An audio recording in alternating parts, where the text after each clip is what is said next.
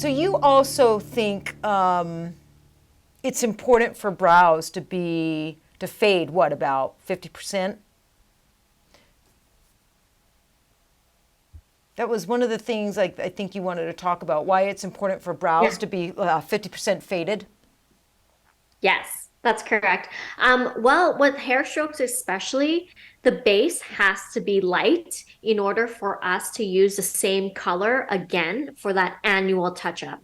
That's just kind of how it is.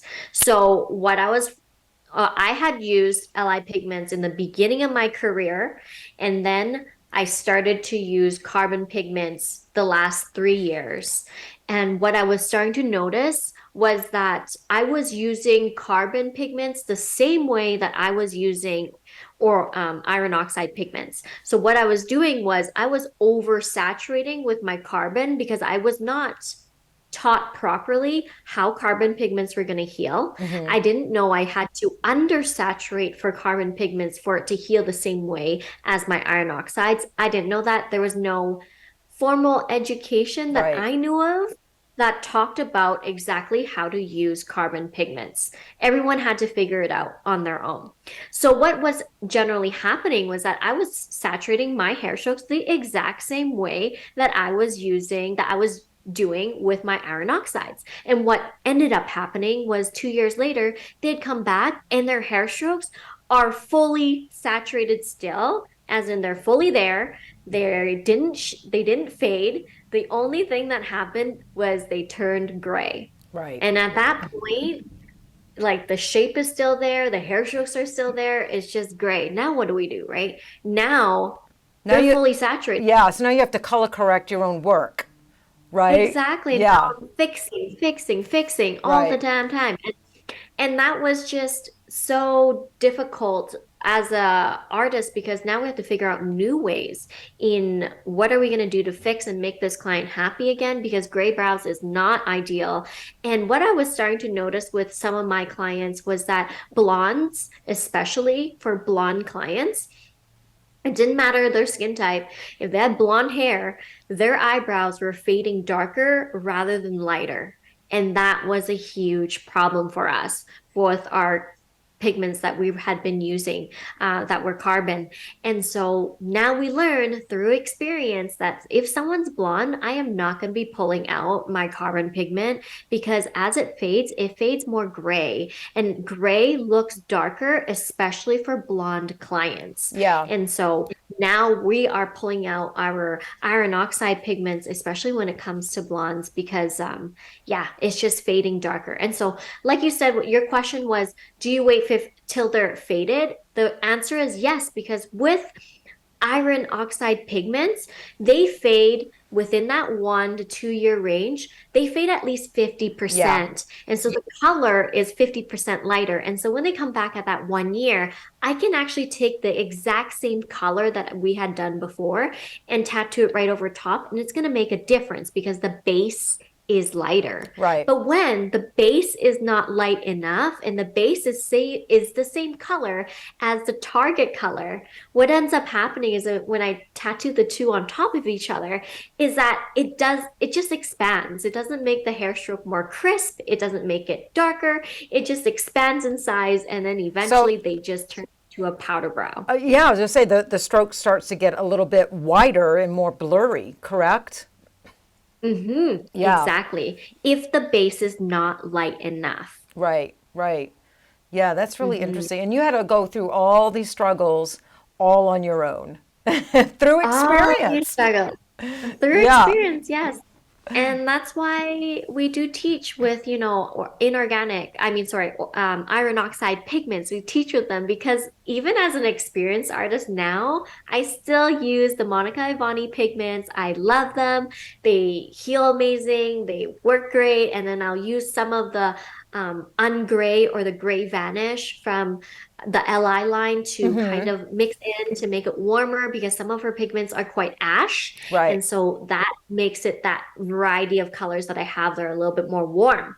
And yeah, even as a seasoned artist, all our artists now use the Monica Ivani pigments. Yeah, that's awesome. We did, those are great, great colors, great pigments. They're super popular. So, Hmm. yeah, that's great. They are very popular. I know. I use them from time to time.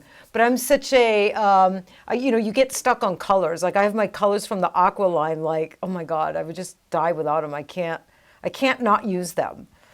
What's your favorite colors? Classic brown, for Oh, shizzle. Oh my God. I love my two favorite colors. I could probably, if I could only pick two colors in the aqua line, yeah. it would be beautiful blonde and classic brown.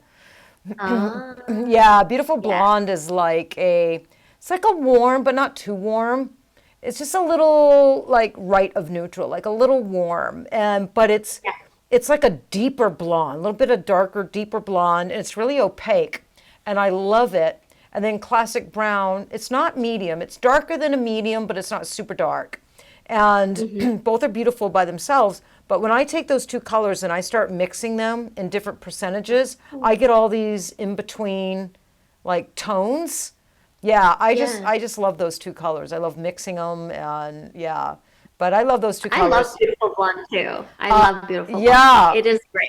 it is Yeah. great. And I'm a big taupe girl. I do a lot of, older ladies, Lily. So I gotta have a good taupe.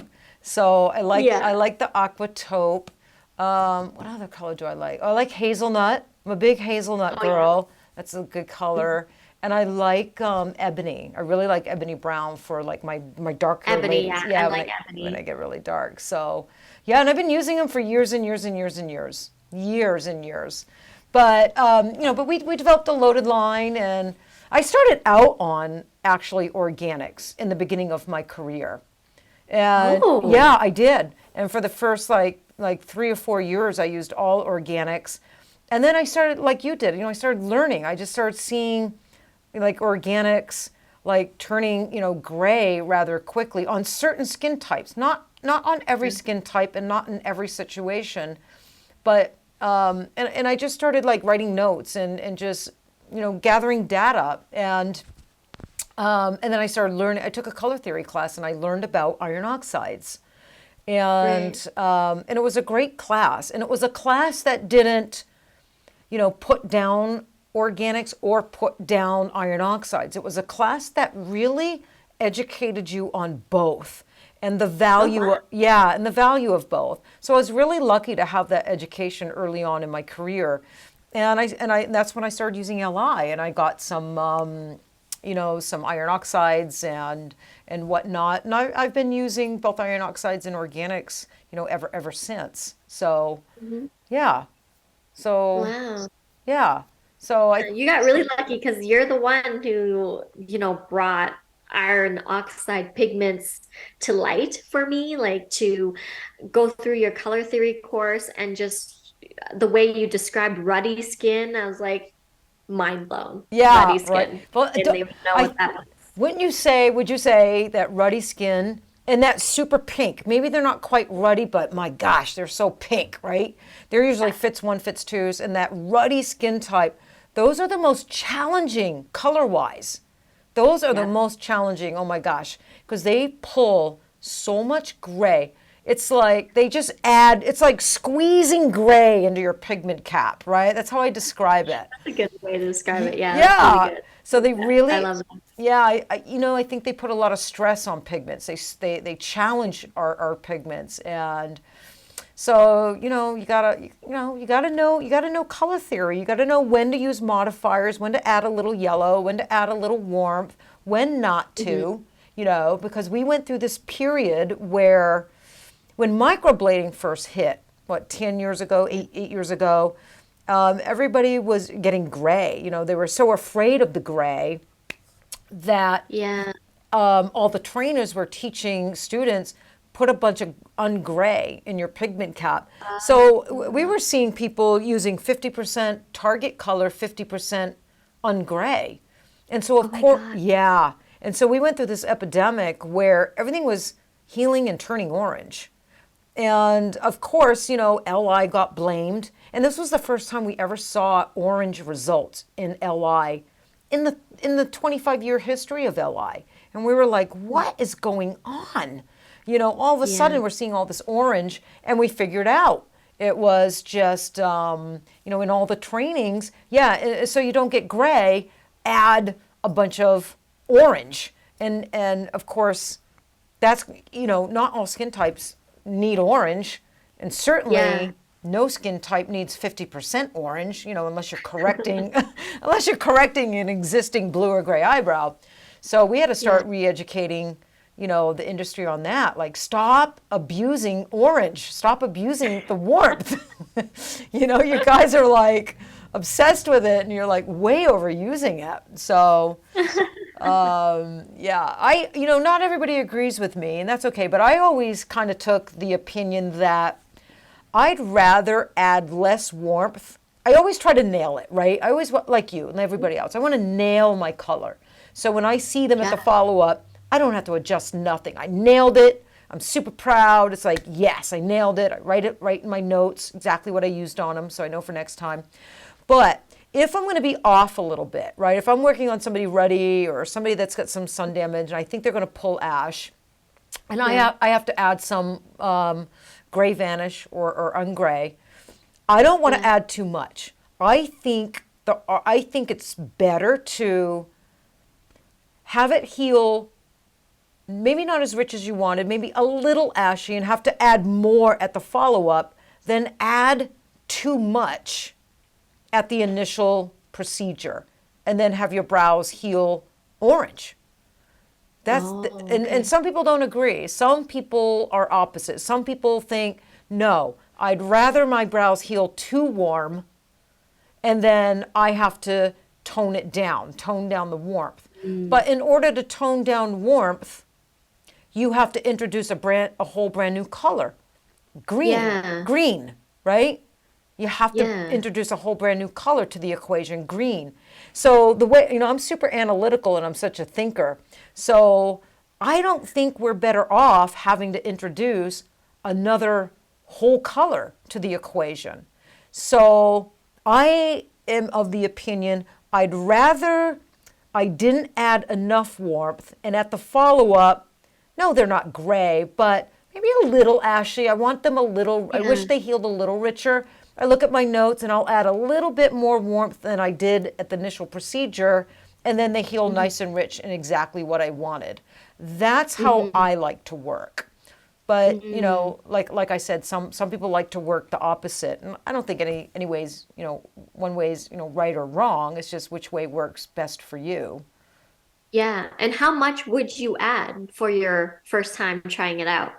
A drop, two drops? Well, rule of thumb is you never add more than 5% of your total mixture, right? Mm. So you never want your total color, your total color. You never want your warm modifier to be more than 5% of that total color. So when I'm Okay. working on super ruddy skin, like if I'm looking at something, I'm like, oh my gosh, this lady is gonna pull gray. She's got Hmm. like she's really super cool, like sun damage, ruddy, pink. You know the type. Yes. Yes. I'm probably, I'm going to add about 5% warmth to my target color, Oh. I have so many cases where, I'll look at them, I'm like, yeah, I think they're going to ash out my pigment a little bit, but they're not super cool. Maybe they're a level 1, not a level 3 when it comes to coolness. And so I'll add like a drop. Sometimes it's just a toothpick. I'll stick a toothpick in like some warm modifier and then mix that into my cap because I just want the tiniest bit of warmth added. So Okay. Yeah. yeah, I use the warmth more sparingly because I don't want it. I don't want my brows healing orange or healing too Yeah. warm. Yeah. Do you think that iron oxide heals warmer? I Not necessarily, right? And I think that's the big myth. I think there's lots of different iron oxide lines out there, right? And Mhm. red ore is an iron oxide. Red ore is used in iron oxides. So when people say, yeah, iron oxides turn red, that might be Yeah. true for some lines. It depends Mhm. on how much red ore they're putting into their formulations. It depends on the type of red oxide, red ore. there's a super high quality, and then there's super low quality colorants, right? Yeah. So no, I have never ever had LI age red. I just never have. Have I had clients, in when I see them in 3 or 4 years, that the brow is faded and it's a little warm? Yeah. I've also had brows faded and where it's a little ashy. Yeah. I've seen both with LI, but what I have never seen is any extremes. I've never seen Okay. extreme gray with my own Uh-huh. work. I've never Yeah. seen extreme warmth with my own work. I've never had Hmm. the extremes, and I think that's because I know the line so well, and Yeah. I'm cautious with warm modifiers. I really understand skin, Yeah. and I can formulate and custom mix my color pretty accurately. So I Hmm. don't think there's one pigment line, LI included, that's a perfect line and that is going to age absolutely perfect all the time on everybody. Yeah. No one can say that about any line because there's so many outside variables, right? There's the skin, there's lifestyle factors, there's what they're doing to the procedure, there's health, there's stress, there's medications. There's just so many things, Lily, that affect the aging of that brow. And of course, the factor is the quality of the pigment. The quality Yeah. of the pigment. I know Li. I know the women who own Li. I know Hmm. Darlene and Mattia, and I know how they make those pigments, and I know the colorants that they use, and how much they care. And they've been working 30 years to create a perfect line. you know. Yeah. But no matter what line you use, even a high quality line, there's going to be some clients where the brow faded to an off color, right? It faded and it's a little ash. It faded and maybe it's a little warm. But we really shouldn't see extremes. We really shouldn't. Hmm. If you're seeing extremes, then something in the equation's not quite right there. Yeah. Yeah, that's true. So it could be you're using it on the wrong skin type. Yeah, it could be you're using it on the wrong skin type. It could be you're Mhm. adding too much modifier, right? Mhm. Yeah. Things like that, Yeah, and sometimes it's not even us or the pigment. I think sometimes it can be clients. Yeah. Skin's a living, breathing, organism thing, and there's just so many variables and so many things that probably we'll never know or never be able to figure out, right? We can look at a client and go, man, I don't understand why, you dot all your I's and cross all your T's, and you're like, I don't understand why she aged a little ash or, aged this Yeah. way. When so many others that used the same pigment on, did not age that way. They Yeah. aged beautiful and they aged very stable. So, Yeah. that's the part of PMU I think that we don't like. We want predictability, right? Mhm. And sometimes we there's not there, we can predict our results, I think, to a certain degree with education and knowing when to use when, but there's always going to be that, when something throws you a curveball and just aged a little off color and you don't know why. Yeah, that's true. There's not always an explanation for the colors, No, even there's if you. there's certainly not. There's certainly not. But I Mhm. think if like 90% of your brows are aging really stable and they're staying on color and they're just a lighter version of what you Yeah. implanted a couple years ago, I think then you're right there. Then you understand your pigment line, you know your colors, and those are really high percentages. And I don't know if they get any higher than that, right? I think at least Mhm. about 10% of the time that's probably a pretty accurate percentage for me and what I see here at Girlz Inc. We're going to see a little bit of off coloring as the brows age. But Mhm. we don't see extremes, and I don't think we should be seeing extremes. Like Mhm. bright orange or like Yeah. battleship grays and these super extremes. If that's happening to you and it's happening a lot, then I think you need to take a look at, how you're working, your technique, maybe the pigment line you're using, the type of pigment you're using, and, the skins you're using them on. Mm, yeah, absolutely. Yeah. All right. Do you think So, there's enough? what's that? Sorry, I was just going to ask you, do you think there's enough education out there on who to use these pigments on? No, I don't. I think we're just starting to talk about that, right? I think we're just Hmm. now starting to talk about that. But no, I don't. I think I always have. I think Yeah. Li always, always has. But no, a lot of the other brands, some brands only have an organic line. Hmm. So, y- um, so no, I just don't. I don't think there's enough education on that subject in particular.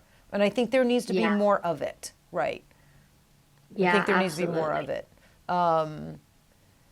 it. I think there used to be a nice balance between organics and iron oxides in the industry, Yeah. and then, organics kind of, right, kind of took over the industry, a few years ago, like, five, Yeah. 5 years ago or so. And then the industry got obsessed with, organics.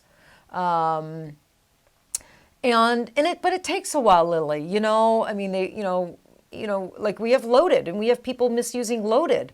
Do they're putting loaded, which is an organic color on skin types they shouldn't be, or they're beginners. And, so we try to educate, because we offer both, we get asked that a lot.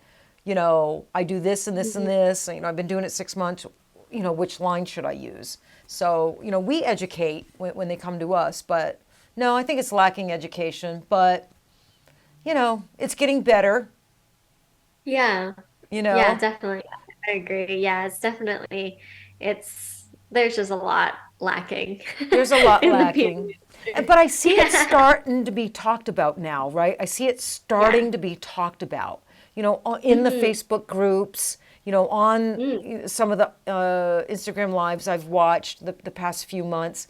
I did a podcast with a young artist, and that's Yeah. what she wanted to talk about, organics and iron oxides, and, when to use one and when not to use one, because she was going through the same thing with you. She hopped on the organic, bandwagon and was putting organics on every single client, and Yeah. she had to stop. After about three Hmm. years of doing that, she noticed, was experiencing like the same things you were, and started doing some, rethinking, and went back to an iron oxide line. And now she uses Yeah. both and has a better understanding on when to use an organic and when to use an iron oxide. Yeah. And I just think that it's a little bit sad that we have to wait 3 years to know. Right. I know. I know. I know. Well, I have a color theory course. Probably the one you took was my older version. So, Yeah. yeah. The one I took was you doing it live. Oh, that was the live one. Okay. Well, I got a Yeah. brand new You were one. live. I was live. I did those live color. Oh my God. Oh my God. They were like Those eight seem like hours a lot long. of work. They were a lot of Those work, eight Lily. hours of you Yeah. talking. And then someone one day was like, it was like 8 or 9 hours. And then someone one day was like, why Yeah. don't you just record it? And I'm like, duh, why don't I? So I did. But it's about 5 years old, right? Well, Yeah. 5 years old. And it's all still relative and, incorrect scientific information. But the last, 6 months I've been working on refreshing it. So I've got, I wouldn't say a brand new course, but a new, improved, really refreshed course coming, and probably it'll be ready in 6 weeks. It's almost ready. Ooh, I'm And so excited. yes, and I do on a whole chapter talk about iron oxides versus organics, and the benefits of one, the downside, the benefits of each one, the downsides of each one, Yeah. when it's going to be best to use one or the other, really honest, really transparent, really scientific, based on science, based on results, Mhm. and based on talking to lots of artists that have experienced the same thing you have with iron oxides and organics. Yeah. So I think, so hopefully that will be really helpful and get more people talking, about it and educating about it. Yeah, that'd be amazing. I would love to refer my students to that program. I Well, feel I'm like it gonna, would yeah, when it's ready, education. I'm gonna upload you. I'll have Olivia hook you up and we'll get you on the course and you can take it. And yeah, so I think that will be Yeah, super I love helpful. that. I love that. That's so amazing. And now your courses are always full of science, information, everything. You got everything. You got the background, you got the science to go with it. So I know it's gonna be a great one. Well, thank you. I appreciate that. So hey, has it been about an hour? Oh, Oh wow. yeah, yeah, Yeah, yeah. it I know. So, yeah. So, hey, I want to thank you. This was a great conversation. It was a great conversation about hair strokes, right? has. Yeah. Pigments and all kinds of business partners. I think our listeners are going to really, really like this podcast and get a lot of really great educational nuggets out of it, for sure. Mhm. For sure. Absolutely. Yeah. Yeah, I love it. Thank you so much for inviting me. I'm so overwhelmed with everything that you gave me, all the information too. I feel like I learned so much through this podcast as well. Well, that just shows you, just conversation, right? Just back and forth, Mhm. even if you do things differently, even if maybe you don't Yeah. agree on some things, right? Mhm. You know, just, you know, graceful, respectful, mature conversation back and forth Yeah. is it's really healthy for the artist and it's really healthy for the industry. Absolutely. Yeah. I think we can always learn something from each other, even if we do different techniques, different needles, different everything, but there's always something we can learn that's new and that we can improve on. Yeah, absolutely. 100%. I agree with that. I agree with that. hmm So thanks for hanging out with me today. I really appreciate it. Yes, thank you for inviting me. I'm Yeah. so excited. I can't wait to see you again, hopefully sometime in Vegas, I guess. Yes, I hope so. Well, I think we will be at the Vegas PMU conference and I think you're going to be Okay. there, aren't you? I don't think not this year. Not Not this this year. year? We're going to another one. Yeah. Okay, okay. Well, Yeah. So well, I'll see you soon somewhere, I'm sure. I will see you, Lily, Ma. hmm Keep up the good work. Thank Keep you. educating, keep inspiring, and keep doing you. I think you're awesome. Thank you so much. Oh, I need to take a selfie. You gonna take a selfie? I need to take a picture of you. We're gonna take a picture together. Okay, there we go. All right. Okay. Awesome. Okay, don't go Well, thank anywhere. you. Hang on. Don't Oh, go okay. anywhere. Okay. Thank you, listeners, for hanging out with us today. That was Lily Ma. Lots of great stuff. And we will see you next time on A Tatter-a-fact.